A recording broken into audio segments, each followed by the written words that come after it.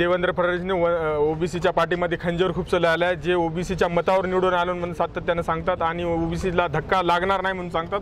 आजही सांगत आहेत, आत्ताही सांगत आहेत. नागपूरला सांगितलं की ओबीसीच्या कोणत्याही आरक्षणाला धक्का लावला नाही. त्यांनी धक्का लावले नाही, ओबीसीचं आरक्षणच संपून टाकलेलं आहे देवेंद्र फडणवीस यांनी. आणि ओबीसीला धक्का न लावता ओबीसीचं आरक्षण त्यांनी संपून टाकलेलं आहे. त्याच्यामुळे भारतीय जनता पार्टीच्या पक्षामध्ये काम करणाऱ्या सगळ्या ओबीसीच्या नेत्यांनी कार्यकर्त्यांनी राजीनामे द्यावे, अन्यथा त्यांच्या घरावर सुद्धा आम्ही मोर्चा नेऊ. त्यांनी आम्हाला मदत. आज आम्ही जिल्हाधिकारी साहेबांना या ठिकाणी भेट देण्यासाठी आणि निवेदन देण्यासाठी आलो होतो.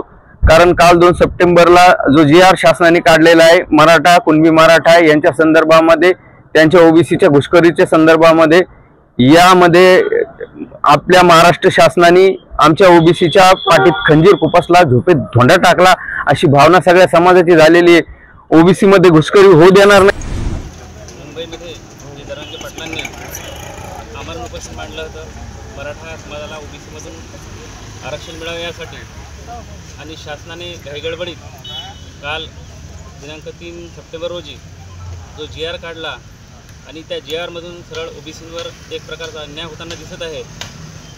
आणि याआधीसुद्धा वेळोवेळी ओबीसींनी त्या गोष्टीचा निषेध करून शासनाचं हे लक्षात आणून द्यायचा प्रयत्न केला आहे की मराठा समाजाला. सुरुवातीला मी लेख लिहिण्यापासून सुरुवात केली होती. त्यावेळी मग वेबसाईटवर फार काही लोक येत नव्हते. मग त्यासाठी मी आधी विचार केला की ईमेल्स वगैरे पाठवून. त्यावेळी बोट कंपनीचा डाटा ब्रीच झाला होता. मग मी विचार केला की ईमेल्स मला इथे मिळून जातील. मग त्याच्या ज्यावेळेस शोधात गेलो त्यावेळेस मग डार्क वेब, टेलिग्राम वगैरे हे सगळं मला दिसलं. मग त्यामध्येच मग मला अजून खूप काही डाटाबेसेस वगैरे मिळाले, ज्याच्यामध्ये भारतीय लोकांची खूप काही माहिती वगैरे ब्रीच झाली होती. त्यातच मला पॅन कार्ड आणि आधार कार्ड अशी जी भारतीयांसाठी जी सेन्सिटिव्ह माहिती आहे ती पण मिळाली. मग मी विचार केला की सध्या यावेळेस मला अजून तरी असं